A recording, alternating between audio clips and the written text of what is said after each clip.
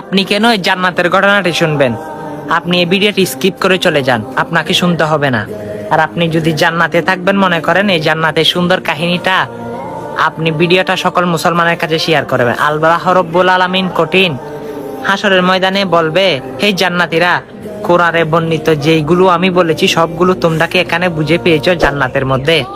তখন সবাই বলবে, হ্যাঁ আল্লাহ, সবগুলো পেয়েছি। একজন জান্নাতি দাঁড়িয়ে বলবে, হে প্রভু, একটা জিনিস পাই নাই। তখন আমার আল্লাহ বলে, সেই জিনিসটা কি? কিন্তু আমার আল্লাহ তো জানে। তখন সে বান্দা বলে, আল্লাহ, আপনার দিদারও তো পাই নাই। সুবহানাল্লাহ। অবশ্যই আল্লাহ রাব্বুল আলামিন একটা বড় কনফারেন্স তৈরি করবে, সেখানে সকল জান্নাতীরা থাকবে, তাকিয়ে থাকবে। আল্লাহ রাব্বুল আলামিন তাকে দেখা দিবে, তার নূরের ঝিলিক সকল জান্নাতীকে দেখাবে।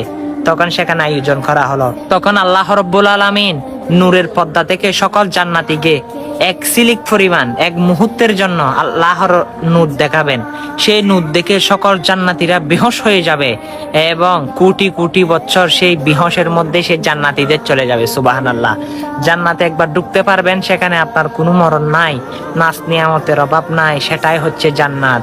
আপনার গায়ে কোনো পশম নাই। আল্লাহু আকবার। জান্নাতি হুরের সঙ্গে সকল পুরুষেরা থাকবে। আল্লাহু আকবার। সেই মতো নিয়ামত আর কি হতে পারে? হ্যাঁ, অবশ্যই নিয়ামত পেও। নিয়ামত মানুষের কাছে প্রচার করতে পারতেছি না, এগুলোর কঠিন জবাবদিহিতে হাসরের ময়দানে যেতে হবে। আপনি কেন এই জান্নাতের ঘটনাগুলো মানুষের কাছে পৌঁছাবেন?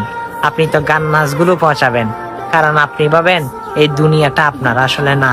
আল্লাহ রাব্বুল আলামিন এগুলোর বিচার কঠিন হাসরের দিনে নিবে। আর এই বার্তাগুলো যদি ভালো লেগে থাকে, অন্তরে যদি আপনার কলিজা ঠান্ডা করে থাকে, শেয়ার করে সকল মানুষের কাছে পৌঁছে দিবে। আমিন।